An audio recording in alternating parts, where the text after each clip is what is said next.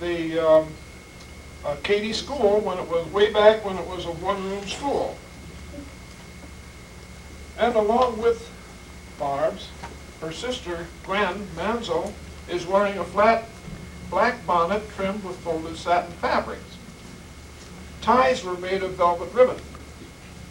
Please take note of the lighting of this hat when you look at the hats on display later.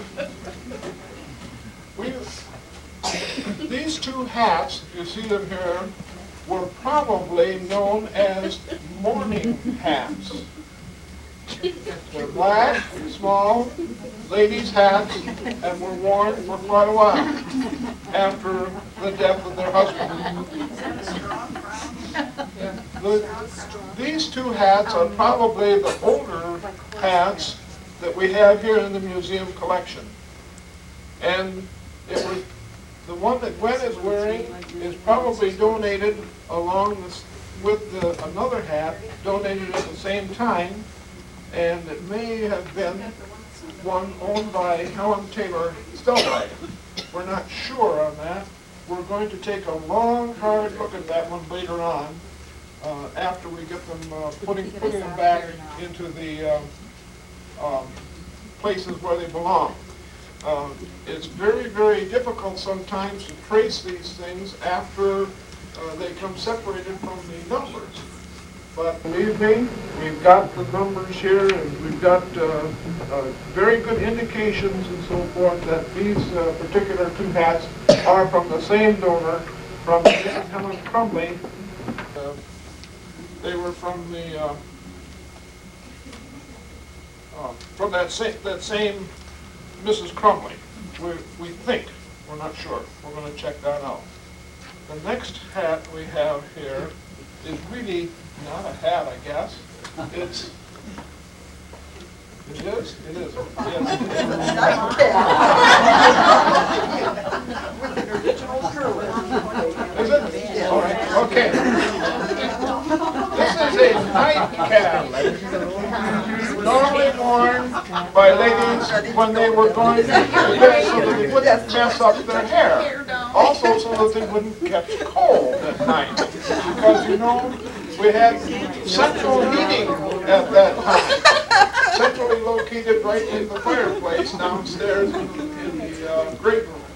If you'll notice also, she has in the front of her hair, maybe you ought to come back through and show the hair curler that was in vogue at that particular time. It's a piece of leather strap with a piece of wire inside. You would take and roll your hair up in that and then turn the leather ends over to hold the thing in place.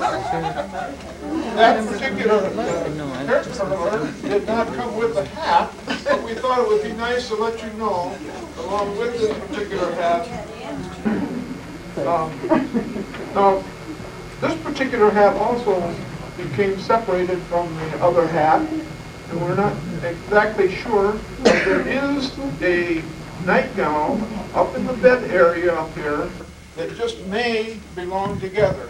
But we're going to have to check the material, check another nightgown that we have, to check the material on that one, check all of the extra portions or things that go along with it to make sure, and it may be such a thing that we do know who this particular thing came from. We're sorry that we have to report it's unknown at this time. We come with this, the same, yeah, that's her. The same Elsie Fulford again, modeling a very, very beautiful summer hat, cream trimmed with deep rose-colored cabbage roses and white tulle.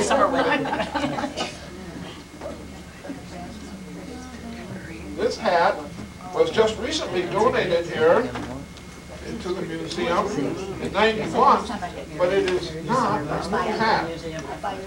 This was by Sarifa Rubel-Moore, just donated in 1991, but it is not a new hat. Isn't that a beauty? I mean the hat. Both, Jim, both. Our next hat by Barb Shoesby, and this is another one of those donated by John. What was his name again? I can't pronounce. Okay. Barb's wearing this brown, gold, orange, and beige tapestry hat, and is carrying a matching handbag. And This it may not be particular found hat in the museum after I leave. was purchased from Ernst Kern. Whether that have money in it. And it was sometime in the early 50s or in the late 50s or early 60s. I think it's a very stunning hat.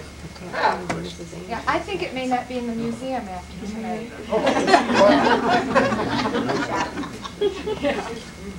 Okay. The last hat, the one that I really would like to have worn myself, but that's okay. He bears the same name as I. This particular hat is worn by James David Delansky. It's a brown men's Stetson, also called the St. Regis. This type of hat was very popular with the Dapper Dans in the West, when us Northerners and us Easterners were running around wearing derbies. Now, I think I would rather have been a Westerner and wearing a hat like that than wearing a derby. But then, who knows? Maybe the derby was a better hat. This particular hat was donated also by Art Allen, formerly of Allen's men's store here in Wayne. That concludes our live models for this evening. We hope that you enjoyed the program. We also display note, especially of those, I know that you marked your program, and take note of those that have the different style of lining in them. And I think that you could take a little bit of look at all of them, because there are some very, very beautiful hats. What we've done here this evening is try to show you a representative sample of the hats that were here in the museum. There are about 15 of them that are on permanent display here, and they are also listed when we've tried to show you or tell you where they are. For instance, the first hat says displayed in showcase X1. That's over here on this side over here. And we tried to describe where they were so that you would have an opportunity to go around and see where they are. One of the things that we know that you, I hope that you appreciate the work that has gone into this type of a show, and if you enjoy it, we hope that you would tell the staff, museum staff, that you like it, and you would also let us from the commission know.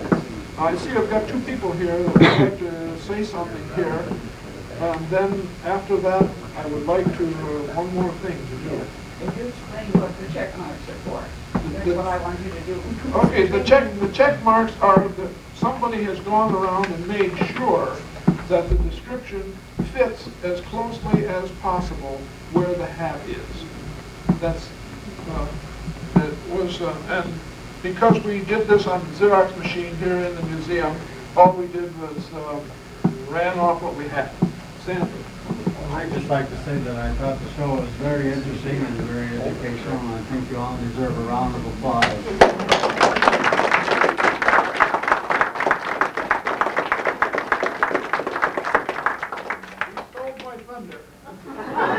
We're going to invite all of the models back in. We'll do it again. And then, if you would,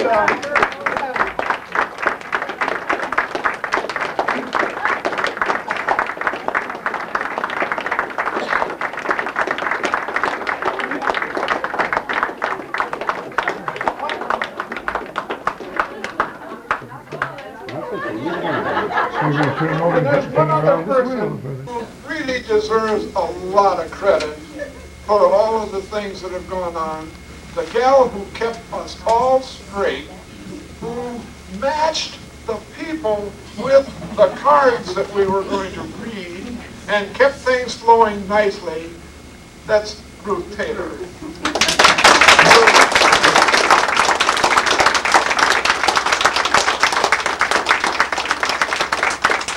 And Ruth was also the one who did the decorating of the table and so forth. She told my wife and told who this one and that one, and I believe she got the bouquet somewhere also from No, my girlfriend. your girlfriend made it for you. Okay, that's what I thought. She tried to decorate everything in red and white for us, and I think that she did a wonderful job. To the rest of the commission members who had coffee and cookies for us this evening, I must say I am very much relieved to get this over with. It was an awful strain on